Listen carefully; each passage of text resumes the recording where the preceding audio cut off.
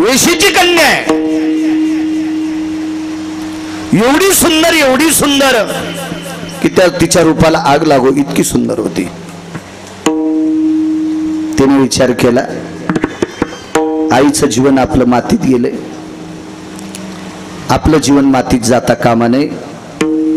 कळत्या काळापासून तिने एक अरण्य स्वीकारलं आणि त्या जंगलात ती राहत गेली. या जंगलात गेली अशी काही पाप्यांना कळाल्याच्या नंतर ते पापी तिला शोधण्यासाठी त्या जंगलात फिरत होती, पण ती नाही सापडली कोणाला. जंगलात राहणाऱ्या 5 स्त्रिया, त्याच्यापैकी कृतात्रेतायुगात एक स्त्री राहिली, तिचं नाव शबरी.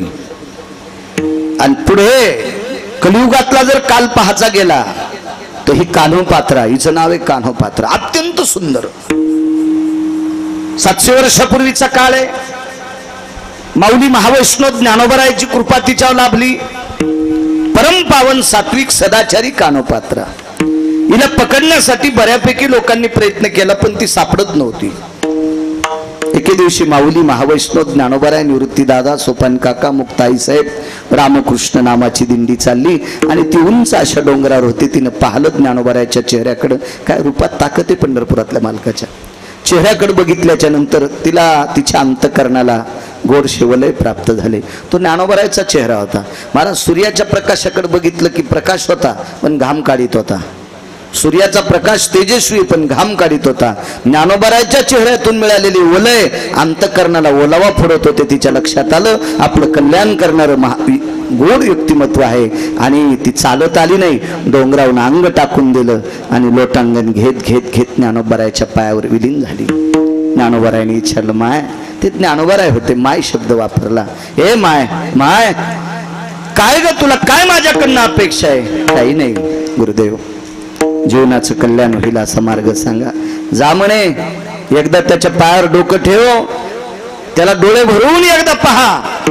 त्याला तू डोळे भरून पाहिलं की तुझं कामच संपलं. गरुड खांबापासून त्याला पाहत पाहत पाहत पाहत आतमध्ये गेली. एकदा प्रसन्नपणानं त्याला पाहिलं, डोळे बंद केले आणि त्याच्या पायावर देह ठेवून दिला. असा देह ठेवला की तो देह मनानं बाहेर पडला नाही, दुसऱ्याला काढावा लागला. म्हणजे तिनं विटेवरच्या मालकाच्या पायावर प्राण सोडून दिला. परिणाम सांगू तुम्हाला, तर्क वितर्क करणारे किती लोक असतील तिथं, आचार्य, शास्त्री, पंडित, मोठमोठाली लोक असतील त्या काळातले, ओरिजिनल पदव्या घेतलेले बेजार झाले.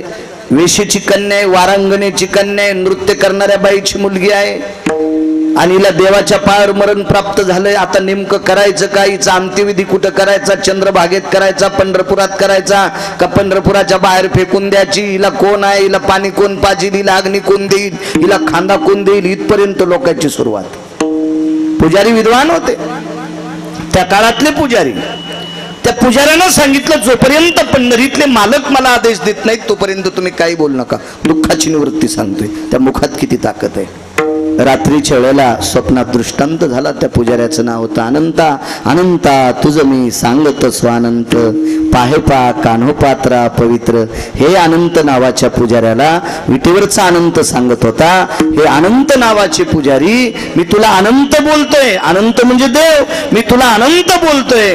ही इतकी पवित्र झाली. लक्ष्मी माझी डाव्या हाताला आहे आणि कानोपात्रा उजव्या हाताला ठेवा. वामांगी रखुमाई दिश दिव्य शोभा. महाराज जगाची मालकीन पंढरपुरातल्या मालकाच्या डाव्या हाताला आणि वारांगणेची वेशीची नृत्य करणाऱ्या बाईची पोरगी भगवंताच्या उजव्या हाताला. आज परिणाम लक्षात घ्या. परिणाम आपल्याकडे जर कोणाचं लग्न असेल बाहेरगावी, आपण लग्न गेलं आणि आपण भावकीची एखादी बाई नेली आणि तिची पाय नाही धुतली तर ती नुकती खात नाही.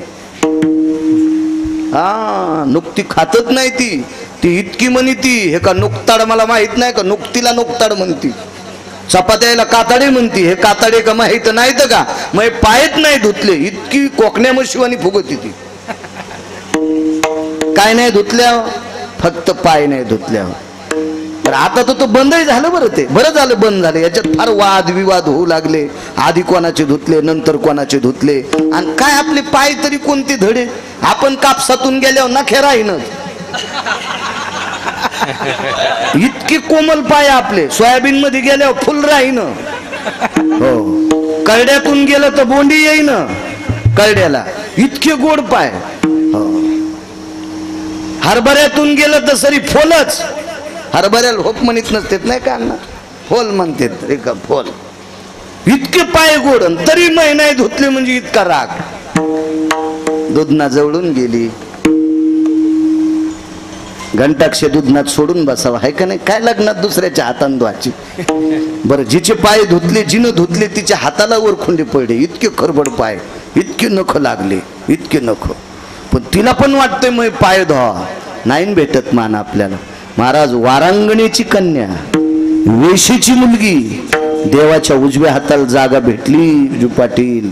आणि याच्या पुढचं सांगू, पंढरपुरातल्या मालकाचं आधी दर्शन नाही, पंढरपुरातल्या मालकिनीचं आधी दर्शन नाही, आधी तिचं दर्शन आहे. किती उंच गेली, चंद्र सूर्य येतोपर्यंत पहिलं दर्शन तिचंच होणार.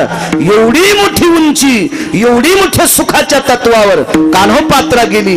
पण ताकद कशाची, पहिल्या कडव्याची.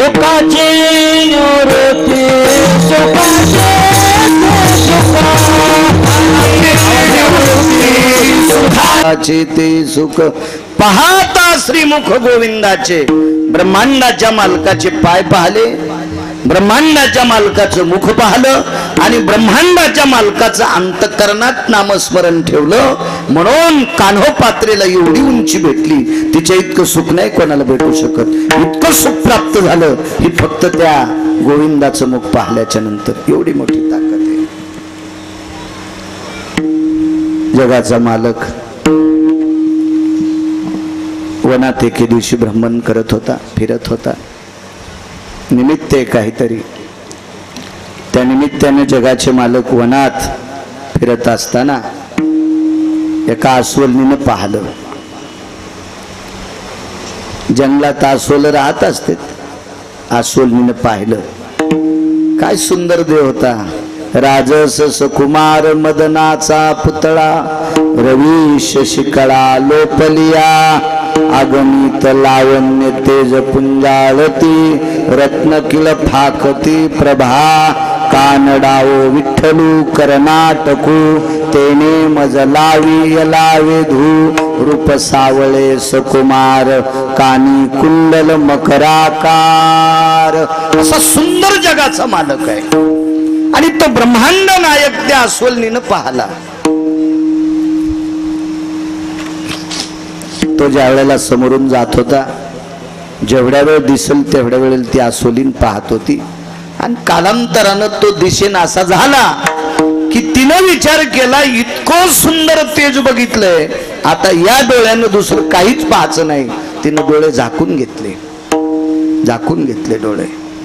आईनं सांगितलं, बाबानं सांगितलं, भावानं सांगितलं, ते लेकरं ज्याचे असतील ते थांबवा न त्याचे थांबवा. काही दटू गिटू नका बरं. आपले देव कमी पड्या पिरापस्तोर बोकडे कापायलेत पोरं होण्यासाठी. दटू नका त्याला. त्याची माय पुन्हा मला शिव्या द्यायची.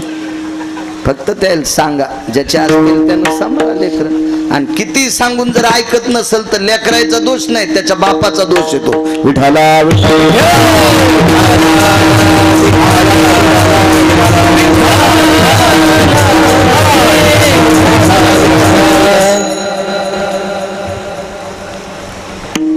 योगासाला बंद केले डोळे, उघडीत नव्हते डोळे. आईनं बापानं सांगितलं, भावानं बहिणीनं नातेवाईकानं सगळ्यांनी सांगितलं, बाई तू डोळे उघडणं. त्यांनी सांगितलं, नको मला काहीच पाहायचं नाही. का ग, मी एवढं सुंदर तेज बघितलंय, आता मला पुन्हा बघायचं नाही काय. वा. आता ज्याचं रूप पाहिलंय त्याचं नाव माहित नाही, त्याचं गाव माहित नाही, त्याचं कार्य माहित नाही, तो कुठला आहे, कसा आहे, काही माहित नाही. फक्त एकच कळतंय, हा मानव आहे. आणि ते रूपाचंच वर्णन करीत करीत करीत करीत करीत करीत शेवटी प्राण सोडला. परिणाम सांगू काय झाला. महाराज अस्वलीने पण विटेवरच्या मालकाला 7व्या अवतारात त्या गोविंद प्रभूला पाहिलं. मोठ्या श्रद्धेनं पाहिलं आणि प्राण सोडला. काय रूपात ताकद आहे. ए पोरा, ए तू लग्न करायचं नाही मोठं झाल्यावर. करायचं ना? हे तुला रे संन्या करायचं ना? हो. मग आसवलनीशी लग्न करशील का? नाही म्हणतंय ते, नाही म्हणतंय. डोळे नसलेल्या पोरी संग लग्न करशील? कसं हो म्हणीन ते. महाराज ब्रह्मांडाच्या मालकाने एवढी मोठी क्रांती केली, नियमाची प्रणाली बदलून टाकली. 16,108 पत्न्यापैकी एक लग्न आसवलनीशी केलं. तिचं नाव जामवंती. जामवंती. नामदेवराय सांगतात, देवा काय गरज होती रे? महाराष्ट्रात पवित्र भारत देशात महिला नव्हत्या का रे? मुली नव्हत्या? तुला 16,107 लग्न झालते. देवा तुला किती बी राजा महाराजांनी योग्यानी तप्यानी मुली दिल्या असत्या ना, तू का आसवलनी सोबत लग्न केलं? विश्वाच्या मालकानं सांगितलं, नामदेवराय माझं रूप पाहाळलं, डोळे बंद केले आणि रूपाचं वर्णन करीत करीत करीत करीत प्राण सोडा. इतकं माझ्यावर अतूट प्रेम केलं, तिला वाऱ्यावर कसं सोडायचं? म्हणून 16,108 पत्न्यापैकी जगाच्या मालकानं तिला पत्नी म्हणून स्वीकारलं.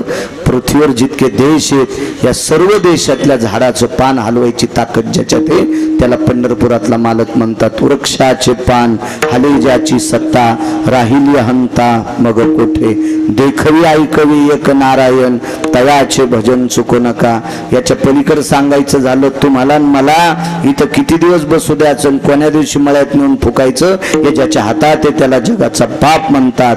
आणि विश्वाचा मालक या जामवंतीला पती प्राप्त झाला. किती सुख असेल हो तिला.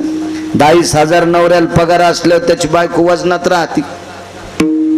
50,000 पगार असल्यावर जशी साडी तशी चप्पल घाली ती.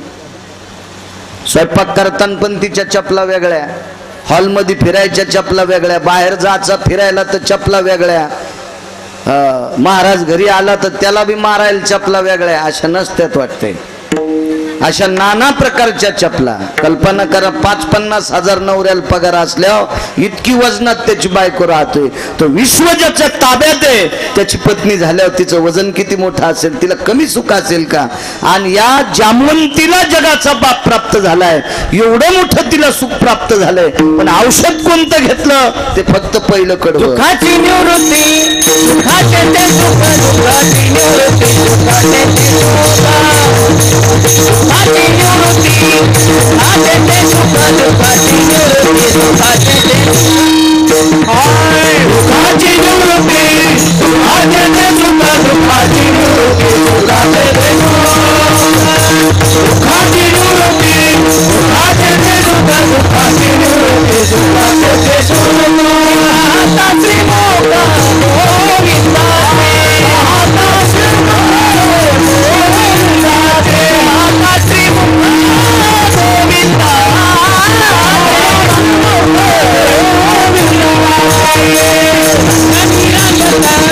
बोला बोलता रंग निरागता, बोला बोलता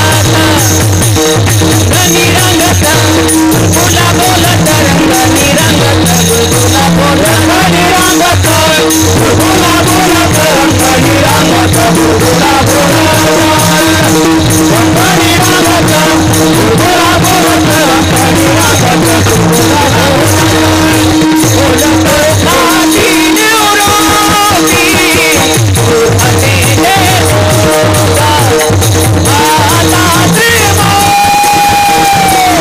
आता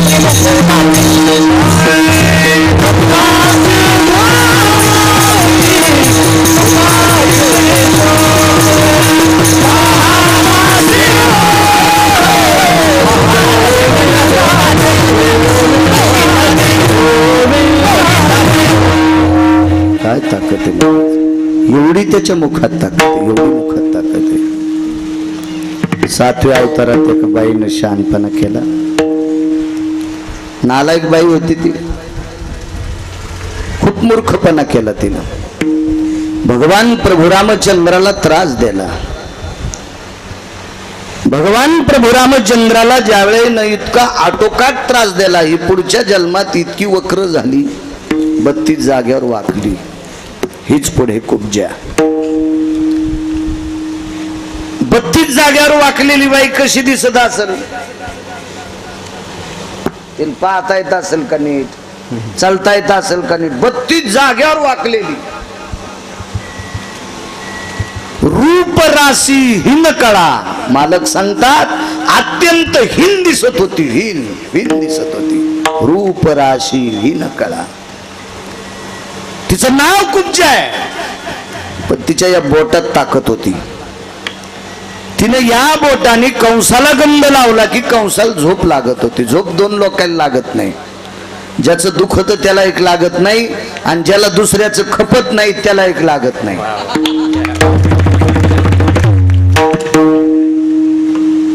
डोळे दुखायल्यावर झोप लागत नसती. पाड दुखायल्यावर, पोट दुखायल्यावर, डोकं दुखायल्यावर कशी झोप लागत नाही. पण ती झोप लागण्यासाठी डॉक्टरकडे औषधं आहेत. पण अशी एक बिमारी आहे ज्याला दुसऱ्याचं खपतच नाही. त्याच्या अंगावर गोदडे टाका, रगी टाका, रजाया टाका, त्याला एसी लावा, पंखे लावा, कूलर लावा, ते नुसतं छताकडेच पाहतं. त्याला खपतच नाही दुसऱ्याचं. असा कंस होता. मग या कंसाला झोपच लागत नव्हती, म्हणून कंसाला हिनं गंध लावला की झोप लागायची. हिला राजदासी पद दिलं. राजाला झोप लागत होती, तिनं गंध लावला की राजा कंस मथुरेचा. पद दिलं. आता पद आल्याच्या नंतर माणूस हा नीट चलत नसतो. ती कोणालाही आरोतुरच बोलत होती. पद आल्यावर आमची इथं एक जण भजन करायचं, तसं नव्हतं आमच्या इथं, पण तुम्हाला सगळ्याला राग येईन म्हणून आमच्याच गावात घेतो. पण तुमचं सांगायलो हे ध्यानात ठेवा. आमची इथे एका माणसाला दिसत नव्हतं, आणि आमच्या इथं खरंच एक व्यक्ती न दिसणारी भजन करत होती. पण ती गुरुवर्य सुरदास महाराज होती. ती फार अधिकारी होती, फार महात्मा होती. माझ्यावर कृपा त्यांचीच, म्हणून मी परमार्थात आलो. माणसाकडे पद आलं की माणूस थोडा एकरल्यासारखा चलतो. एखाद्याला भजन म्हणता आलं की ते बाकीच्या येड्यातच काढीत. एक जण म्हणला, महाराज आम्हाशिव गावातलं भजनच होत नाही. तू आता मर ना, गाव पाकिस्तानी होतं का पाहू. तुझ्यामुळं कसं भजन चलल, आणि तुझ्यामुळं भजन असते का? आणि याच्या मागचे भजन करणारे मेले नाही का? महाराष्ट्र पाकिस्तानी झाला का? असं कसं शक्य आहे?